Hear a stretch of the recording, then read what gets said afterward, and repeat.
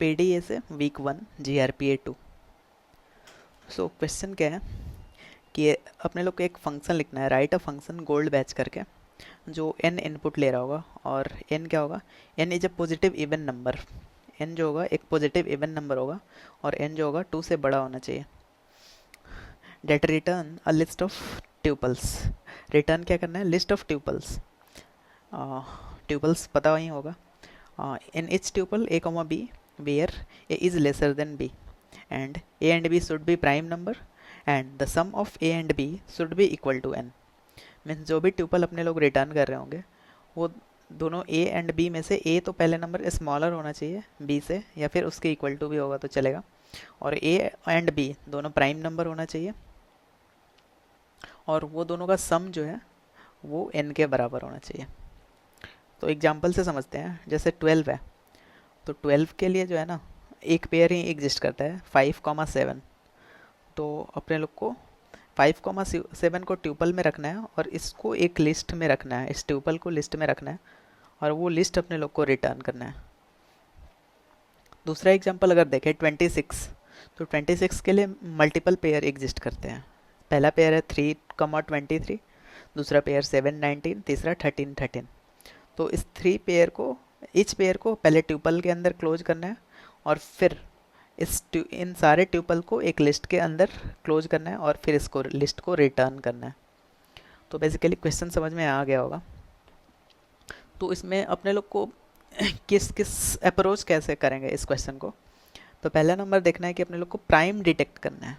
जब भी prime detect करना होता है तो इच प्राइम फंक्शन अपने लोग को लिखना पड़ेगा, जो कि प्राइम नंबर है या नहीं चेक करके दे देगा। और दूसरा चीज़ क्या करना है कि sum of A and B should be N होना चाहिए। जैसे 12 के केस में देखें तो जो 12 है वो तो 1 + 11 का भी सम है, 2 + 10 का भी सम है, 3 + 9 का भी सम है, 4 + 8 का भी सम है, 5 + 7 का भी सम है, 6 + 6 का भी सम है। इसके बाद फिर 7 + 6 5 लिखेंगे तो ये डुप्लीकेट वैल्यू आने लगेगा, तो अपने लोग इतना ही तक लिखते हैं। तो अब इसमें से कौन सा पेयर सिलेक्ट होगा, वो वाला पेयर सिलेक्ट होगा जिसमें का दोनों नंबर प्राइम हो। तो जैसे 1 प्राइम नहीं है लेकिन 11 प्राइम है, बट इस पेयर को रिजेक्ट कर देंगे क्योंकि दोनों प्राइम चाहिए और दोनों का सम 12 होना चाहिए। तो इसमें 2 तो प्राइम है बट 10 प्राइम नहीं है, तो ये भी डी सिलेक्ट हो जाएगा।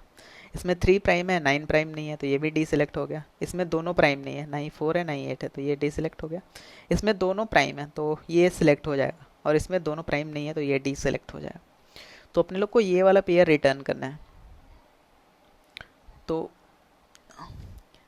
इटरेशन स्टार्ट कहाँ से होगा, इटरेशन अपने लोग 1 से इटरेट करना स्टार्ट करेंगे अगर, तो अपने लोग को पता ही है कि 1 तो प्राइम नहीं है, तो क्यों ना हम लोग 2 से स्टार्ट करें, क्योंकि 1 तो हर एक केस में फॉल्स ही रिटर्न करेगा। तो अपने लोग 2 से इटरेशन स्टार्ट करते हैं और कहाँ तक जाते हैं।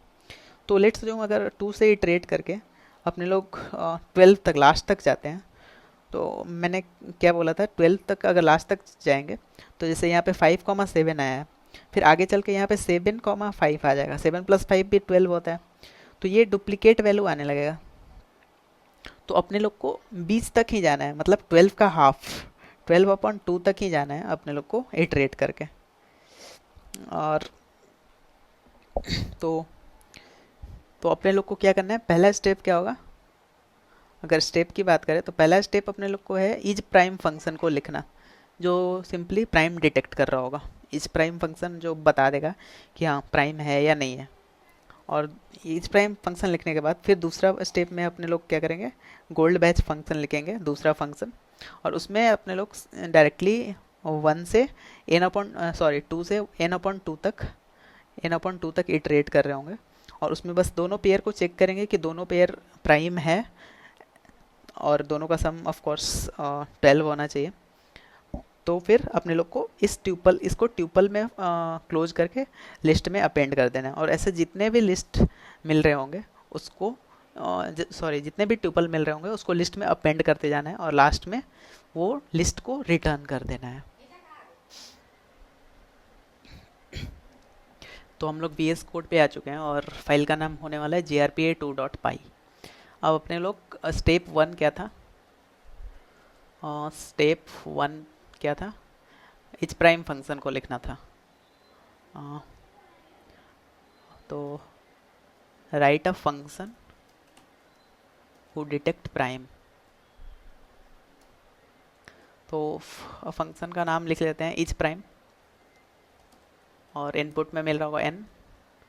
और पहले ही अपन लोग एज केस देख लेते हैं कि अगर हमारा जो n है वो लेसर देन 2 है, if n is lesser than 2, तो उस केस में क्या करना है, यहीं से रिटर्न कर देना है फॉल्स, क्योंकि जो भी नंबर 2 से छोटा होगा वो प्राइम नहीं होगा ऑफ कोर्स। और एक एज केस और लिखना है, इफ़ n इक्वल टू 2, तो उस केस में रिटर्न करना है ट्रू, क्योंकि 2 हमेशा प्राइम होता है। और इसके बाद बाकी फोर लूप संभाल लेगा। फॉर आई इन रेंज 2 से स्टार्ट होगा, 2 कॉमा n के पावर 0.5, और इसको इंटीजर में कन्वर्ट करा लेते हैं, इसके बाहर इंट लगा देते हैं और +1। ये हमारा फोर लूप होगा। If n modulo i equal to अगर 0 हो गया तो फिर यहीं से रिटर्न कर देना है फॉल्स। मीन्स अगर n किसी नंबर से डिवाइड हो गया तो वो ऑफ कोर्स प्राइम नहीं होगा, तो उस केस में फॉल्स रिटर्न करना है।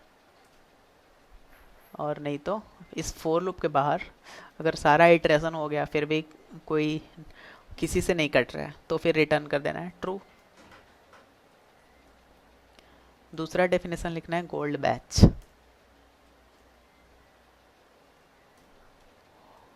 गोल्ड बैच जो इनपुट में वो भी n ले रहा होगा, और इसमें क्या करना है, पहले अपने लोग को एक आंसर करके एंस करके एक लिस्ट, एम्प्टी लिस्ट क्रिएट कर लेना है। और एक फोर लूप इसमें भी चलाना है, फॉर आई इन रेंज, ये रेंज कहाँ से कहाँ तक चलेगा, 2 से एंड ऑफ n अपॉन 2 +1। ये +1 मैं क्यों कर रहा हूँ थोड़ा देर में समझा दूंगा, आई विल एक्सप्लेन। तो अभी क्या होगा, इफ़ इज प्राइम फंक्शन का अब यूज करना है। इज प्राइम i, अगर i इज प्राइम है, एंड इज प्राइम n-i, तो फिर क्या करना है, दोनों अगर प्राइम है तो फिर ठीक है, i और n+n-i दोनों मिलके n, दोनों का सम n होगा और दोनों प्राइम है। तो अपने लोग को जो आंसर है, आंसर वाला लिस्ट है उसमें अपेंड कर देना है इस ट्यूपल को, i, n-i को।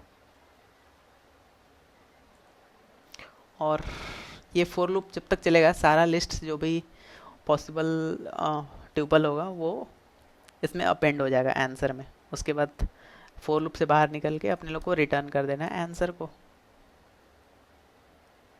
तो ये हमारा दोनों कोड हो गया,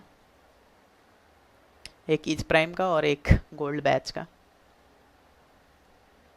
तो अब अपने लोग प्रिंट करा के देख लेते हैं, प्रिंट करा लेते हैं गोल्ड बैच में इनपुट क्या डाल देते हैं, 26 को पहले डाल के चेक करते हैं।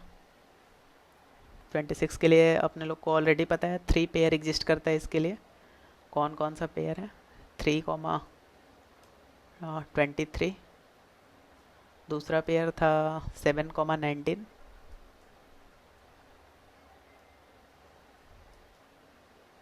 और तीसरा पेयर था 13,13। तो ये हमारा आउटपुट प्रिंट होना चाहिए। तो ये नहीं होगा, टर्मिनल में जाते हैं,